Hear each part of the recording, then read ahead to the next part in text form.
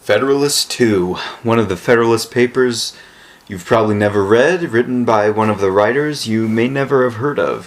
Federalist 2, it's toward the front, so maybe more people read it, but usually when we think of the Federalist papers, we think of 51, we think of Federalist 10 is probably the most famous, and we think of 70 about the president and other things like that.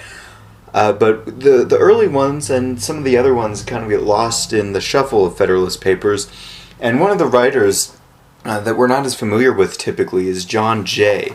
But he has composed Federalist papers 2 through 5 on the influence and danger of foreign power and how the Constitution is going to protect from that.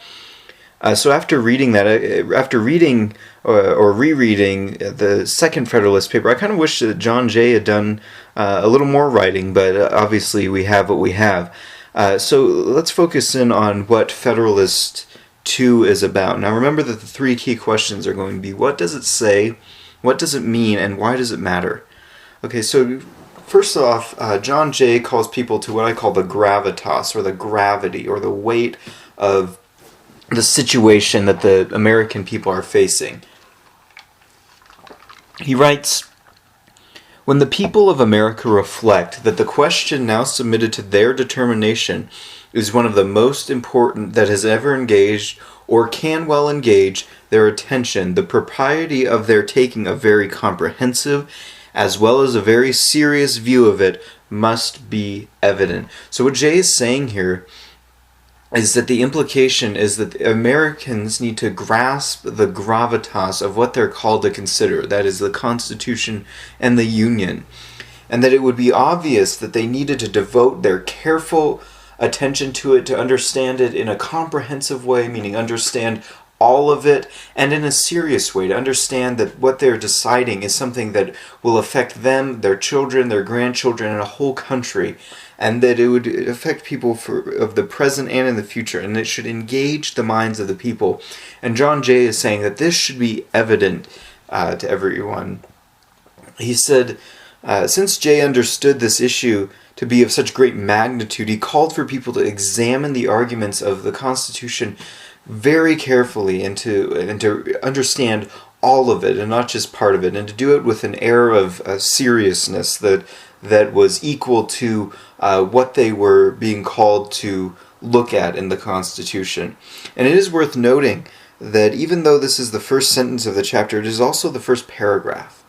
And so he makes this sentence, and then he goes period, paragraph, end of sentence, end of paragraph, meaning it is a single statement that should be focused on, that should bring people to stop and kind of consider why that sentence stands alone as its first sentence, first paragraph, really delving into the Constitution itself. This just shows the importance between meaning and shows the importance of being able to read and notice that type of thing, because grammar constructs and sentence structure helps us see the meaning that we probably wouldn't pick up on otherwise if we just heard it. But he also points next to the necessity. He writes, "Nothing is more certain than the indispensable necessity of government. And it is equally undeniable that wherever and however it is instituted, the people must cede to it some of their natural rights in order to vest it with requisite power."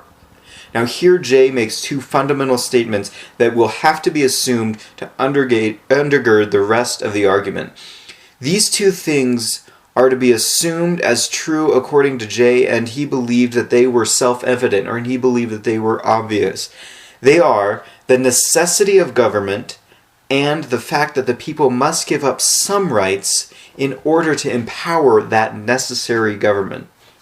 Notice that Jay is so confident in the truth of these statements and so confident in the fact that everyone already knows these things to be true that he doesn't take the time to defend them, though they may be questioned more in a time like ours. The first statement has to do with the necessity of government itself. Now the reader should take a moment and pause and reflect on the first clause of this quote.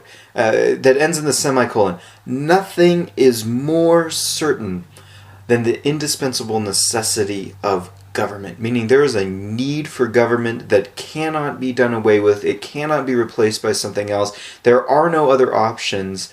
It is most certain, and Jay boldly declares it. He calls the need for government indispensable.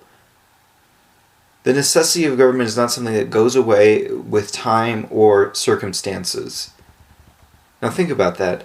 Obviously the Founding Fathers were not anti-government. They were concerned that there be put in place an adequate, energetic, healthy government, but they were definitely opposed to certain kinds of government. The founders were especially suspicious of government that could lead to tyranny or anarchy, that gave people either too much security, had too much focus on taking their rights from them, or a government that had no order in it, and had no law, and had no rule in it, and had no government that could actually enforce the law. And they viewed government as necessary for any healthy society for the purpose of keeping order and ruling by the law.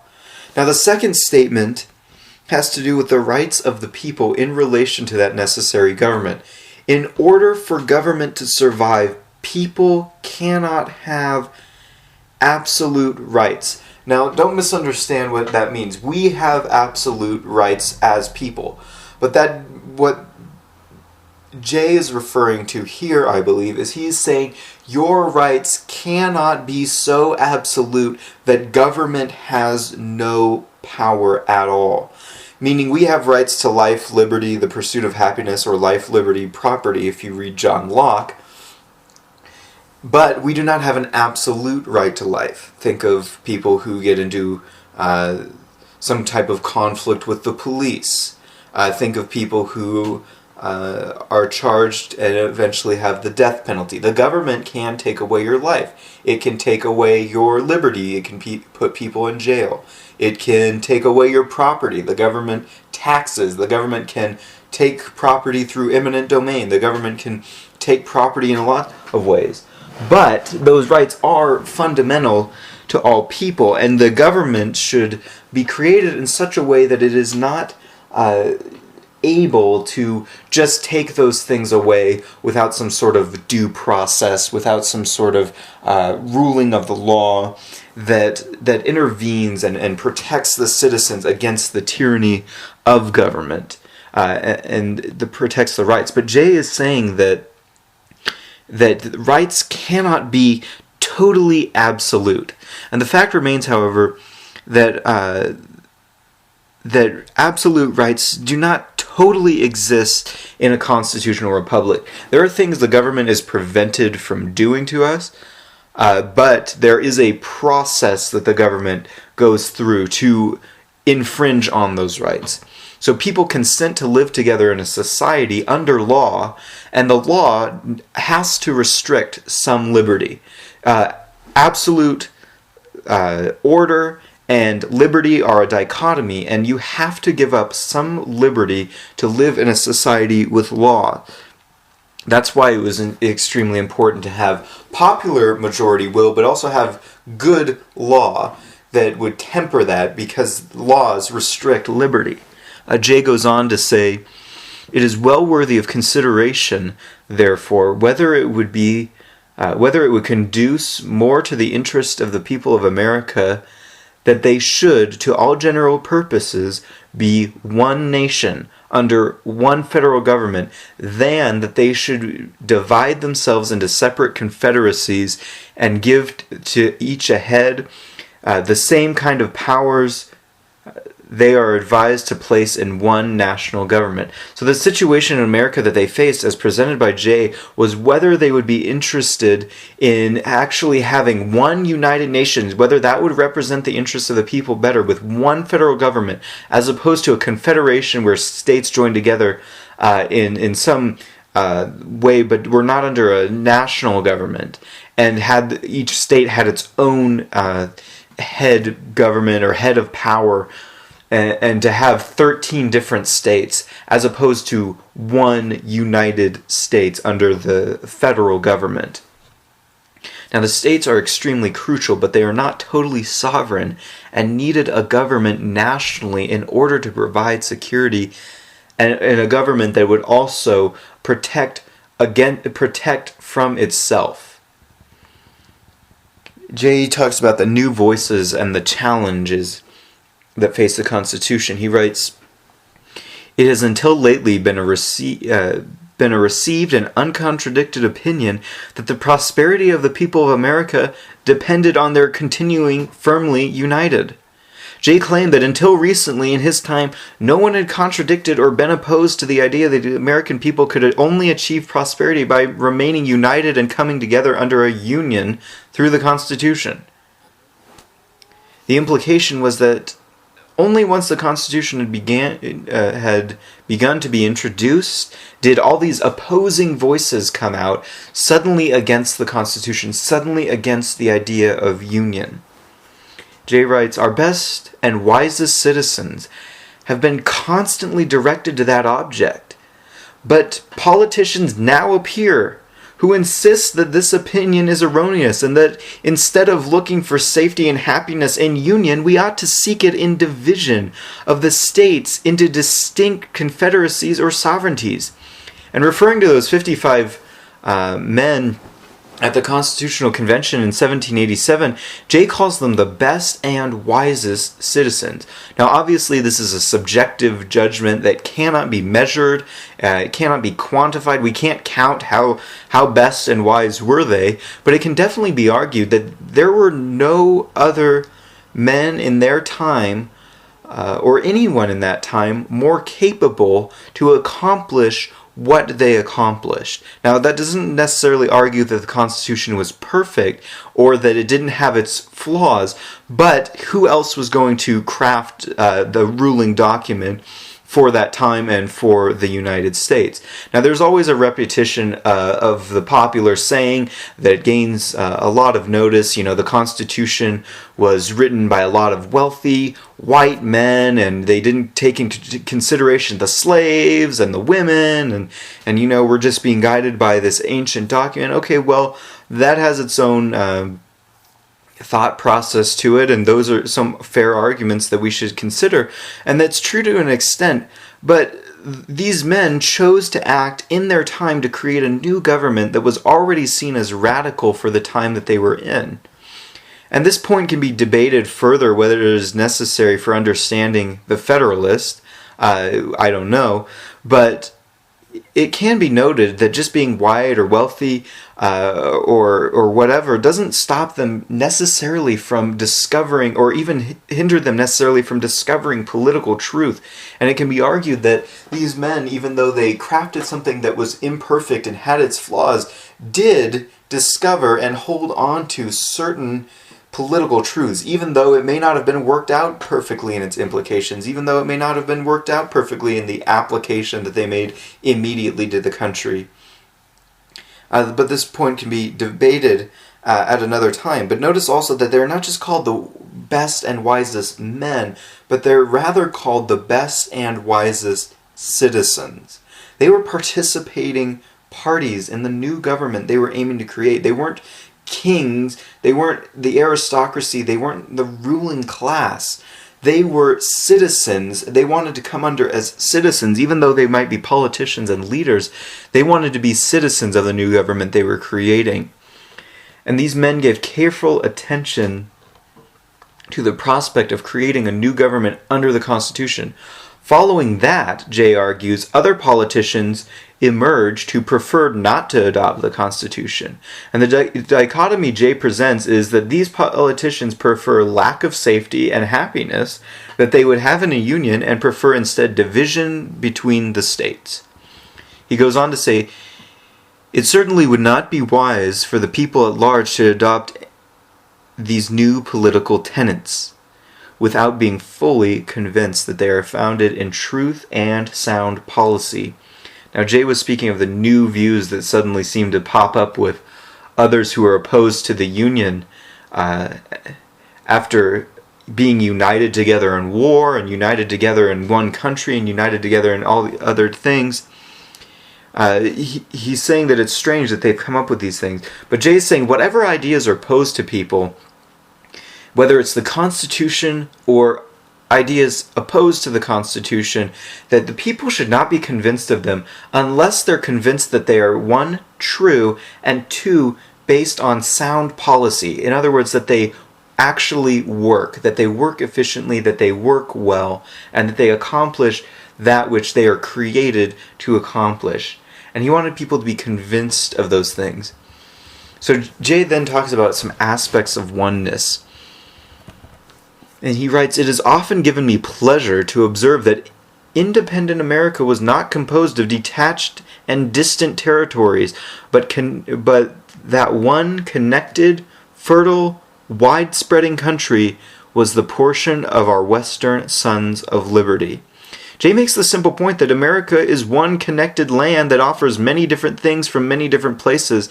The territories are right next to each other, and he argues that this shows that a union is natural, that a union would be the natural result of just being in one place together and doing so many things together. He goes on, "With equal pleasure, I have as often taken notice that Providence has been pleased to give this one connected country to one united people, a people descended from the same ancestors, speaking the same language, professing the same religion, attached to the same principles of government, very similar in their manners and customs, and who, by their joint counsels, arms, and efforts, fighting side by side through a long and bloody war, have nobly established their general liberty and independence." Jay points out that the country seems to be already connected, but further that the people seemed to be united already. Keep in mind that when the Declaration of Independence was signed, the American colonies broke away from England. They were not the United States of America with a capital U for United. They were the United States of America with a lowercase u. They were United was the adjective of the states. They were the United States. But they had not become yet the noun United States. The focus on the independence of the people of the states themselves, united in becoming independent, but not yet united in a union. So they were united in the idea of breaking away from Great Britain, even though they were independent states. Now, the people were already united in one way, even though they had not officially become a single united national union under a constitution. Some of the points that Jay lays out here, that the people, the things that led to becoming united under the Constitution, was that they had similar ancestors, they were European, that they spoke the same language, that they professed the same type of general religion, that they were attached to the same principles of governments, and even that they had the same manners and customs. So there's some sameness there, that even though they were independent, that they really all came together in a united way. And a lot of this is true, but even at this point in American history, it's not truly accurate to believe that everyone was homogenous, especially in the area of religion. But Jay is just kind of painting in very broad terms, but it does have its limits. This statement should simply be viewed as kind of an exaggeration of Jay to make a point. Jay was leading up to saying that the people had just fought together in a bloody war. They had been together through so much. They had so much similar about them. It only seemed natural that they should be continually united under a union under the Constitution. And so the war was to establish liberty and independence, and Jay believed that the Constitution would be the best way to maintain it.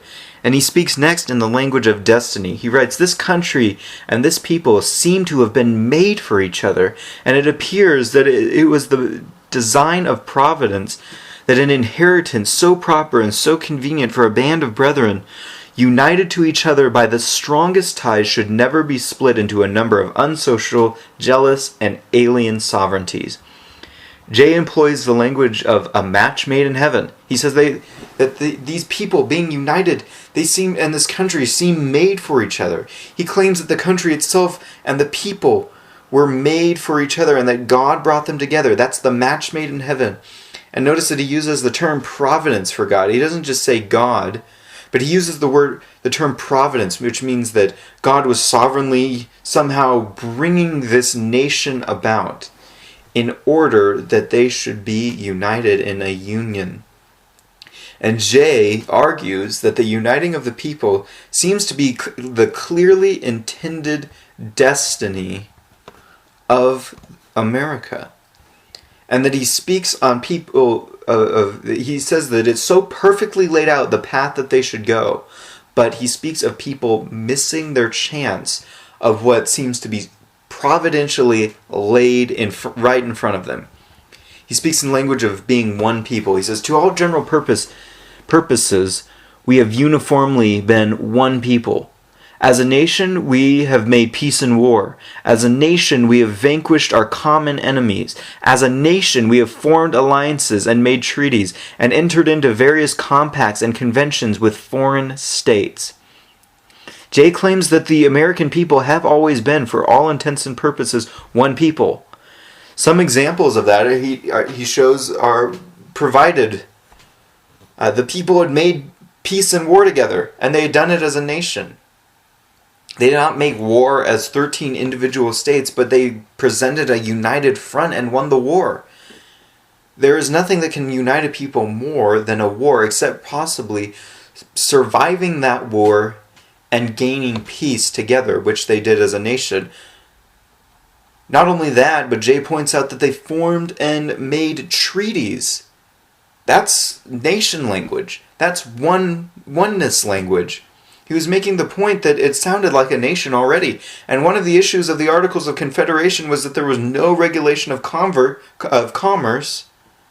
Therefore, there were issues of individual states having different currencies and not being able to make solid treaties with other nations. The Constitution, on the other hand, would provide legitimacy for these colonies that had just won war together to make a name for themselves internationally, as opposed to Virginia making a name for itself, to Georgia making a name for itself in the world, to Massachusetts making a name for itself in the world. Instead, America as a united nation would make a name for itself in the world internationally. And so this is the argument that Jay makes. A strong sense of the value and blessings of the Union induced the people at a very early period to institute a federal government to preserve and perpetuate it. They formed it almost as soon as they had a political existence, nay, at a time when their habitations were in flames, when many of them were bleeding in the field, and when the progress of hostility and desolation left little room for calm and mature inquiries and reflections, which must ever precede the formation of a wise and well-balanced government for a free people. It is not to be wondered that a government instituted in times so inauspicious should on experiment be found to be greatly deficient and inadequate to the purpose it was intended to answer. Now that's a lot to say. That's a long couple of sentences.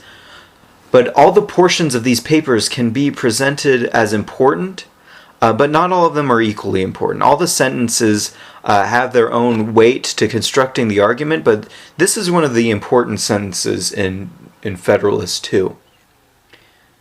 And if you understand this, you understand Federalist 2, and you really understand the argument for having a constitution in the first place, as it replaces the Articles of Confederation. Since it's long, we can kind of tend to skim over the sentence, but I'm going to explain what it means. Jay argues that the people had a strong sense of being blessed and that they were already valuing union. He argues that from a very early point in American history, the United States, not capitalized U, the states that were united were already united. They saw the necessity of coming together under a government. That's why they formed the Articles of Confederation. They didn't mean to be a ton of separate countries. They meant to be one federal government. So they formed something with the Continental Congresses, and together declared independence from Britain, and together fought a war against Britain, and together made peace with Britain, and together made treaties. All this had already been done after declaring independence and during declaring independence. And Jay argues that the men who formed the first federal government of America formed it for its time, and they formed it as soon as they could, but they formed it out of necessity. They formed this government in the context of being at war with the British, and the official war had not started when this government was beginning to be formed. However, independence from Britain was already being discussed in places like Boston, where they were already experiencing conflict. This is what Jay writes of when the houses were being burned and there was bleeding in the field. So in other words, this government was not formed under the ideal circumstances that are necessary for when you want to sit down and think about a government. It was formed in wartime circumstances. And Jay acknowledges the spirit of what those men did in the beginning. He says that, yes, they formed together, they threw together a government. They united the country. They even sought to organize some type of federal government. However, his point is that it was essential but not sufficient. What they did was a step in the right direction, but it wasn't enough. And they found that under practice, that government wasn't sufficient to maintain what they were trying to originally create. So some type of workable federal government was formed, yes, but it was formed under the conditions of major conflict that did not allow for calm and mature inquiries and reflection, meaning it didn't allow the men to sit down and think about what the best form of government would be. They just were throwing together something that would be workable for the time. The federal government that had united the people at the time had served its limited purpose, Jay argues, and now it was time to accept something better. That would be the Constitution. The Constitution had brought together men to debate, question, inquire, and reflect, which they were not able to do when they formed the Articles of Confederation. And not being under pressure from a war, these men were able to take the time and thought necessary to construct a new government based on Republican principles, ruled by laws and not men under the Constitution.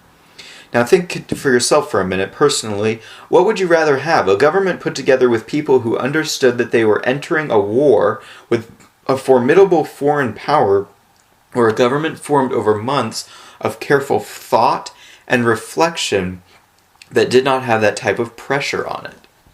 That's what Jay is presenting.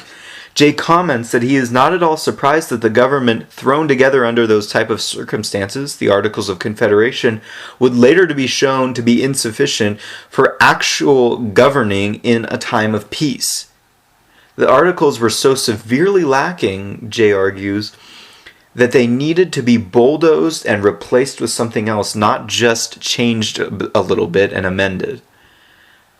If I can take a little creative license here, I believe that the spirit of Jay and the words of Jay, I can see kind of the Articles of Confederation uniting the people initially, but serving their purpose for a limited time. And the analogy that I'll apply here is the Articles of Confederation can kind of be the engagement period or the engagement ring. Now their engagements are fun, everyone enjoys them, everyone likes to hear the stories, but engagements are not meant to last forever. They're not durable. They're not meant to continue on in time, in perpetuity. No one really argues for long engagements or thinks that they're a good idea. So the engagement is eventually replaced by what the engagement is meant to lead to, which is the wedding and the marriage. And so that's what the engagement period was kind of the Articles of Confederation. From the Declaration of Independence, it was really exciting and new, and through the Articles of Confederation, there was kind of the long engagement period. And Jay is saying, let the marriage happen. Let it actually get into what it's aiming for, and that will be more durable. It will be what everyone is needing, and it will actually have the power to do things better than what is offered by the previous situation. And so the Constitutional Convention, Jay speaks of it this way: still continuing no less attached to the Union than enamored of liberty, they observed the danger which immediately threatened the former, and more remotely the latter. And being persuaded that ample security for both could only be found in a national government more wisely framed, they, as with one voice, convened at the late convention at Philadelphia to take that important subject under consideration. Now, while recognizing the problems of the current federal government, the people were still committed to union, and they were still in love with liberty.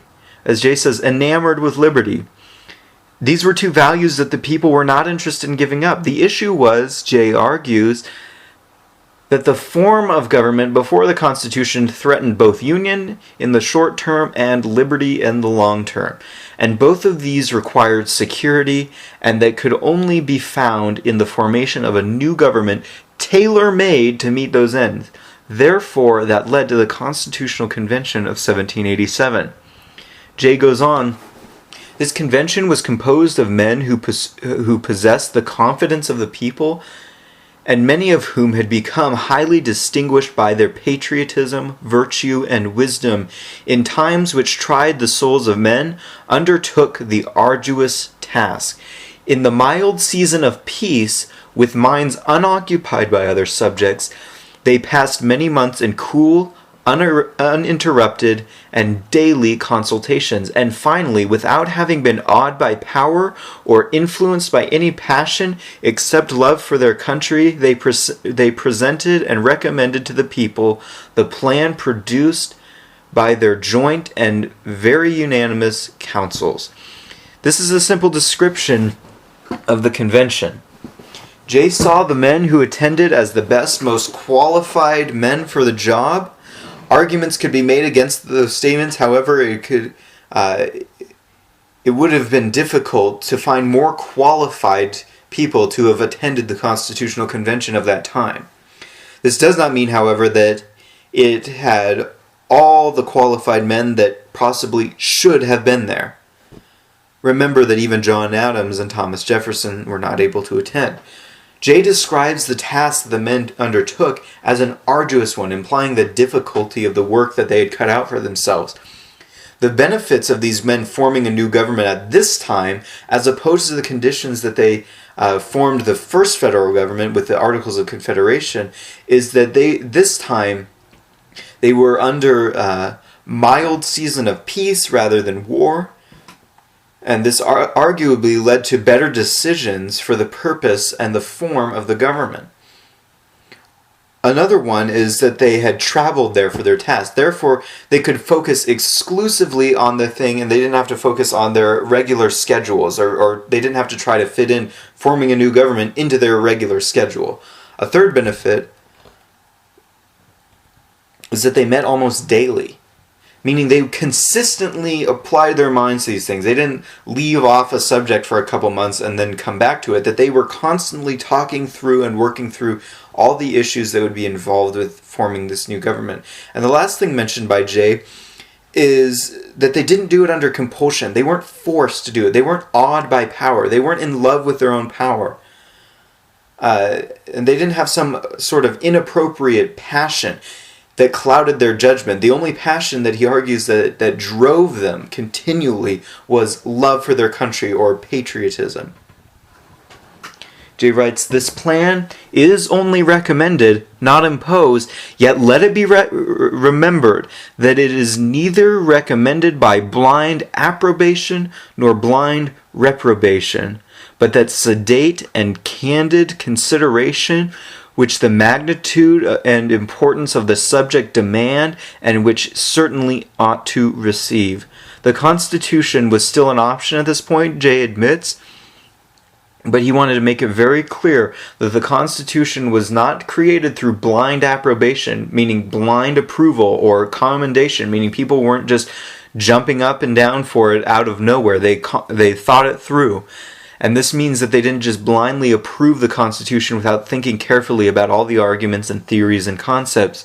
And Jay also wanted to make clear that they did not recommend the Constitution out of blind reprobation, meaning they didn't recommend the Constitution just because they disapproved of the system, that they hated the system and condemned and rejected whatever else there was.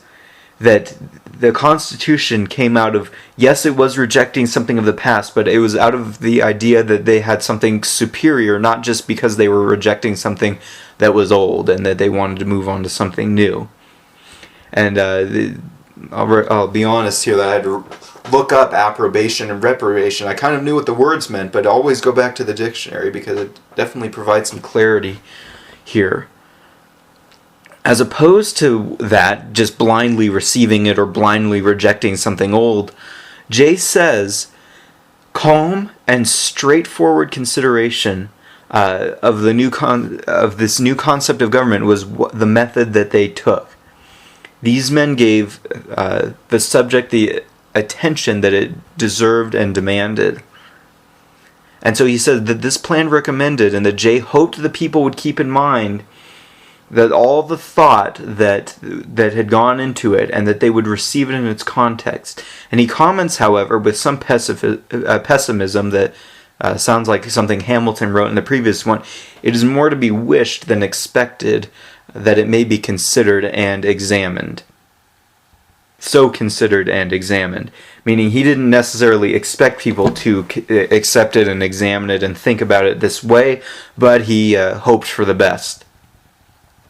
Congress of 1774. This Congress was formed out of the necessity of the imminent danger of war with Britain. It was going to happen.